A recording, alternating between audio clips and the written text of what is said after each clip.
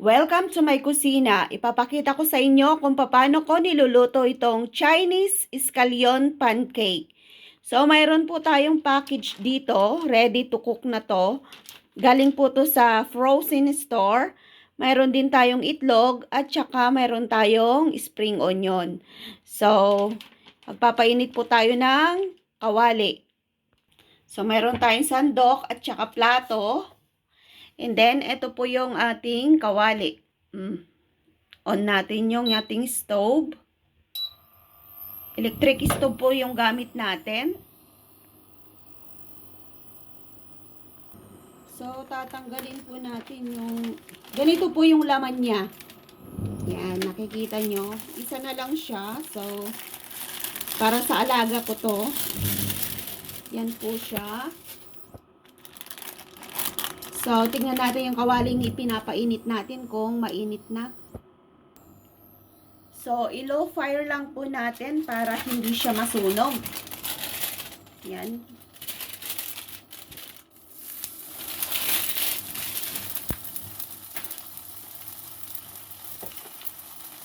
So, habang niluluto natin yung scallion pancake natin, hiwain na natin yung ating spring onion.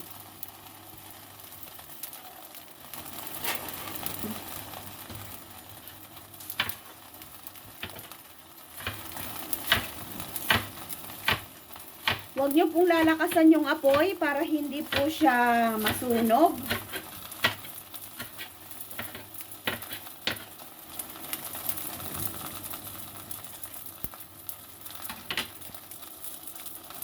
So, eto, ready na yung ating spring onion.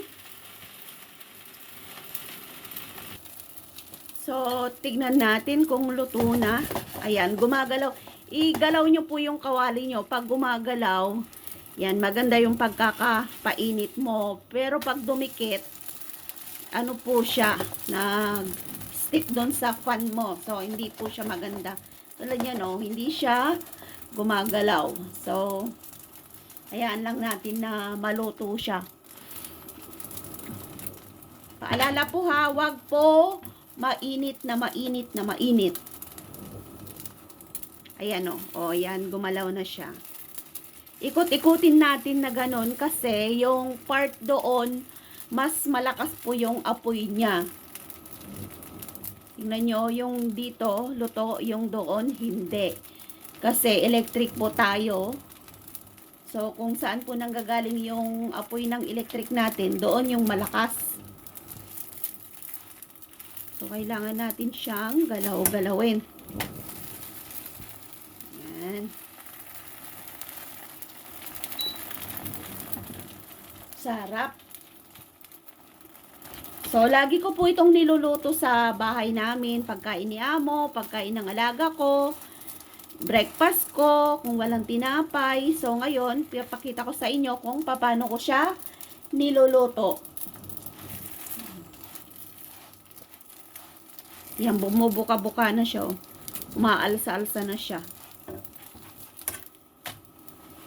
Wow, sarap. Diba? Sarap ng pagkakaluto ko. Ako kasi yung kakain nito, so lalagyan ko siya ng spring onion para malasa. Gustong-gustong ko kasi yung spring onion. Pwede nyo rin lagyan ng kimchi pagkatapos. Ginaganyan ko siya para hindi siya masunog. Ayan o. Ayan siya o. Nag-ano na siya. Nagbabubbles na siya.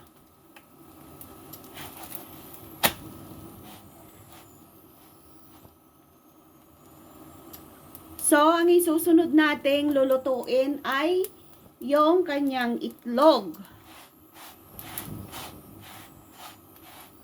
Ayan. So, tatanggalin po natin to at iluluto ko yung itlog. Yan, lagay muna natin sa ating plato. At maglalagay tayo ng konting mantika kasi baka dumikit yung itlog ko. Maglalagay tayo ng kunti lang.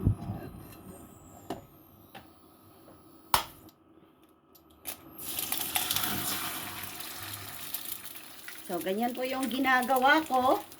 Tapos, ilalagay ko yung spring onion. Yan.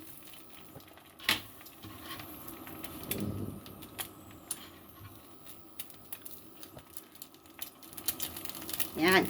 Tapos, ibabalik po natin itong ating, ito yung prinito natin, ilalagay natin doon. Tapos, ipipress natin yung itlog na dilaw.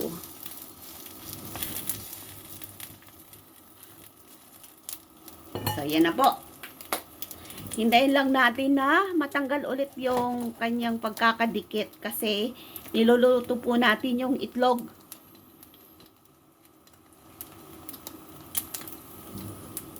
Mamaya ko siya galawin pag kung alam kong luto na yung kanyang itlog.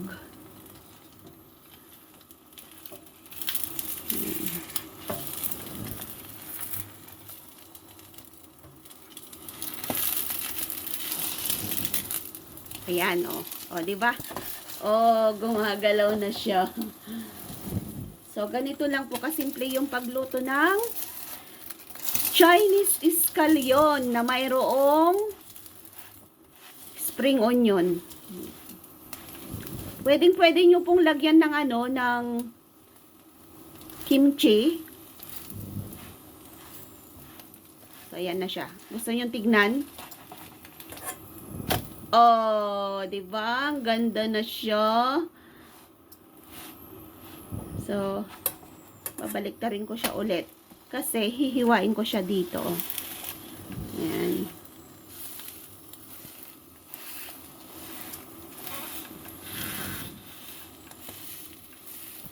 So, ayan po siya. Then, balik ta rin ulit natin. So, yan na po yung ating niluto at itutupi natin ganito. Yan. Oh, 'di ba? Perfect na yung ating Chinese scallion pancake. So, ito na po yung ating prinito.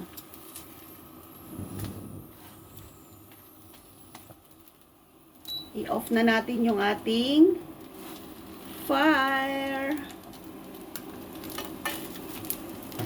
Oh, yan.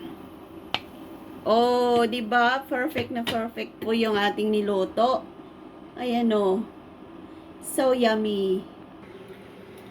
So sana po ay nagustuhan nyo yung ating recipe for today kung paano ko siya niluto. So kain na po tayo. Ito. 'Di ba? Sarap. Sarap nyo.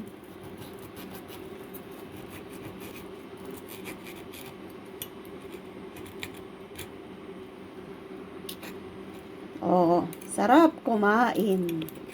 Tapos may kasamang kape. 'Di ba? Sarap niya, sarap. Kung minsan nakakasawa kasi laging ganito. Pero ngayon pinapakita ko na sa inyo yung ating recipe. Kasi masarap. Pag nagbabaon yung alaga ko, walang itlog. Puro lang siyang ganito. Pero ako nilalagyan ko siya.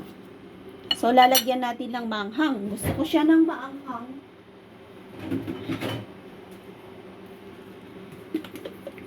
So, maglalagay ako ng maanghang.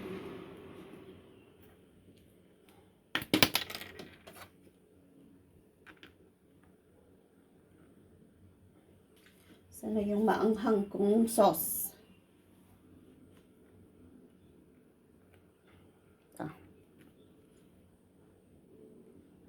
Hindi nakalak eh. Baka, yan, maanghang po yan. Chili sauce. So, try natin to.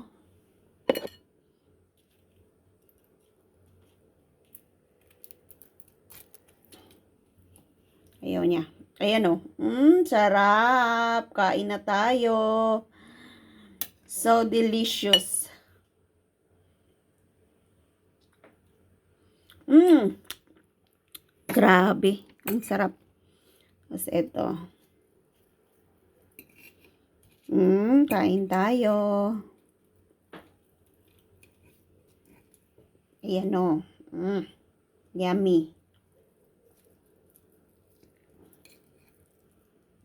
Yan. Sarap. Ang anghang. Grabe.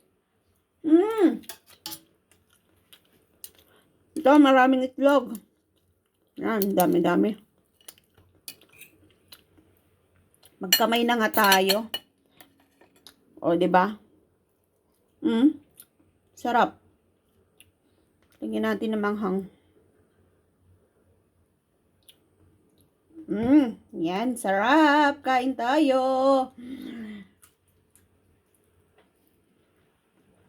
Grabe. So, magtimpla tayo ng kape kasi breakfast natin to. Nakakabaktal eh. Sarap. Siyempre, asukal lang ako. Yan. Maglalagay tayo ng sugar. So, di ba? Sarap na ng ating pagkain.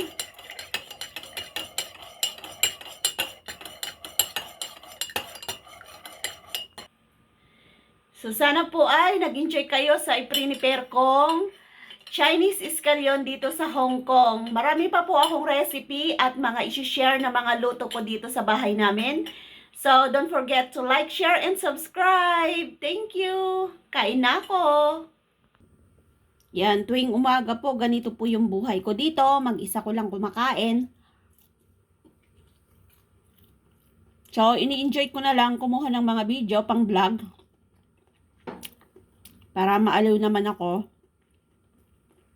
Mahilig po kasi ako mag-video, tsaka mag-picture. So, lahat ng mga ginagawa ko, tuwang-tuwa ako kung napapanood ng iba, kung may mga nagko-comment. So, yan, sinishare ko na sa inyo lahat. Sarap kumain.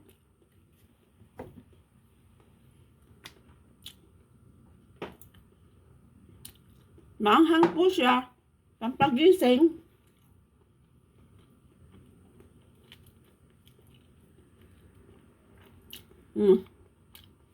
So, salamat po sa inyong lahat. Bye-bye!